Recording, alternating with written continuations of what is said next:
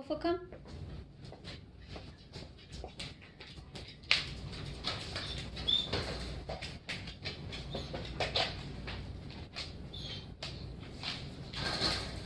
Sit.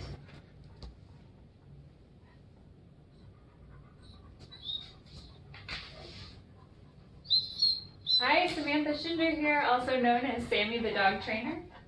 And this is my canine business partner, Woofo. Between he and I, we have trained hundreds of dogs in the Tampa Bay area, and I'm really excited to be able to bring you this lecture series. I'm a PhD student with a dissertation on working canines in small police canine units, and I'm also a member of the Association of Professional Dog Trainers and a certified evaluator for the American Kennel Club's Canine Good Citizen program.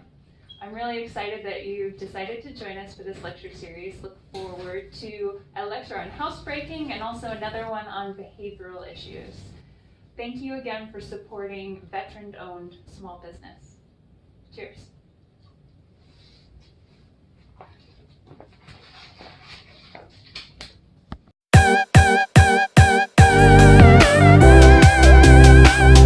Hi, I'm Sammy the dog trainer, and today we're going to be talking about Dog Training 101. So I'm going to go over the very basic principles of dog training. And these guys are going to help and behave. They're going to help and behave. So I teach dog training the same way that I teach my college classes. I have a very specific paradigm that I follow that helps people conceptualize what they're doing later down the road when maybe I'm not standing in the room and they're trying to solve a dog training problem. Now, normally people, for behaviorists, talk about drives. We have the 3 Ps. Pray drive, pack drive, play drive. So usually when I start talking about these drives to start off, people start to drool and they fall asleep. It's not good for my lessons because if you're sleeping, you're not training your dog. So we took that and kind of made it a little bit more usable for people. So I kind of simplified it just for the sake of my dog training lessons. So if you think of your dog as a pie chart, this is your dog. They have kind of 3 basic drives, needs, or motivations in life. Think Maslow's hierarchy of needs, except for instead of a hierarchy, we have a pie chart. And the pie chart is your healthy dog and self-actualization through all of these things. Now, the first one I usually don't have too many problems with.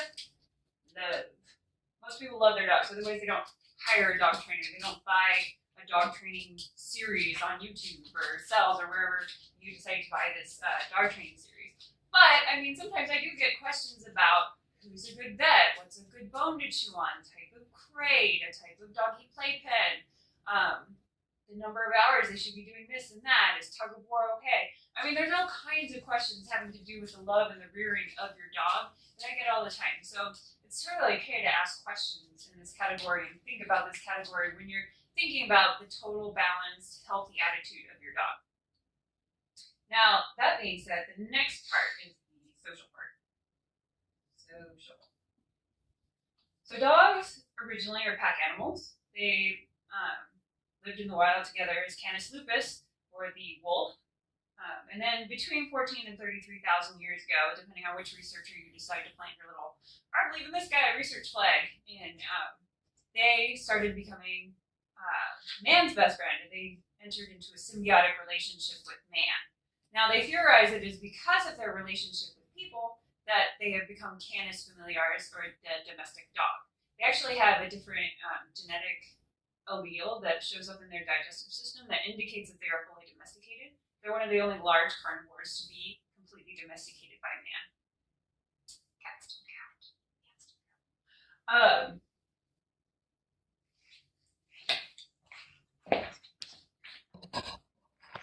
Right, so the last piece of our pie, or pie chart, is rules, boundaries, and limitations. Rules.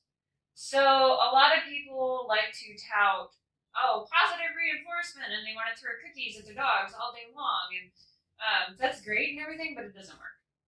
Not effectively, unless you have like a really amiable dog or a very pliable dog breed. Most of us don't. Most of us have these guys, which are everyday dogs, and they behave like dogs. And so we have to use something that's logical, rules, and enforce the rules to get the behaviors that we want out of them. Now, within a natural dog pack, the rules are very strictly enforced. So who they can run into without repercussions, who they have to be invited to play with, who owns all the food and can claim space and can claim different pieces of the yard, or who is allowed to display certain behaviors, or who has to kissy up to the alpha dog and who doesn't. These are all decided by rules. And the rules are very strictly enforced. Dogs will nip at each other. Now, that being said, dogs that are well socialized with each other or in balance in a pack group, it doesn't make sense for them to damage their pack members. And so usually when they apply punishments for not following the rules, it's not actually going to harm the dog. They might nip at each other or growl or use their voice or scare the other dog, those type of things, but they're not going to damage another dog that's a part of their pack. Well, your dog is a part of your pack, and so when you're applying a correction for a behavior you don't like, you have to use humane methods, because otherwise your dog's going to think that you're casting them out of the pack, and it's going to cause all kinds of problems. But we do enforce the rules. Now, when we're talking about positive reinforcement, it's not actually what people think. So if you think of positive reinforcement, it's actually what the dog does that labels it. So if a dog takes an action and you like it and you reward it, that's positive reinforcement. That's called positive reward. Now, if he takes an action and you don't like it and you correct it, that's called positive punishment. It's actually also positive reinforcement. Now, there's also negative reinforcement, which people think is terrible. So that's when a dog doesn't do something. So you say, hey, Fido, be quiet, and he does not bark, and you're happy with that. So you reward him. That's actually negative reward, but it's not a bad thing. You're actually aiding his understanding by using these. Now, if you were to tell him to do something, and he's like, screw you, no, I'm not going to do that, and you punish him for not paying attention to you, that's called negative punishment. And it's also useful to aid in their understanding. So I use all four of these quadrants, all four of these, when I'm teaching a dog. Because a dog has an inherent survival need to please you. They're masters at reading you. They know when they're not pleasing you, even when you think you're doing a good job of, oh yeah, that was all right, you did a good job. They know when they aren't pleasing you or you're not super happy with their behavior. And it plays into their survival instincts, and they understand that way back in caveman days, caveman might just cook him and eat him rather than keep him around as a friend if he was displeasing caveman. So it makes him very nervous and very insecure. So the fastest way to teach your dog is usually the most humane way, because then you're providing them with understanding. It's no longer, oh, random punishments and random rewards. That's how you make an insecure dog, is you have an inconsistent environment and you inconsistently reward, inconsistently punish. But if you're consistent with your rewards and punishments, your dog can logically start to understand, if I do these things, I get rewarded.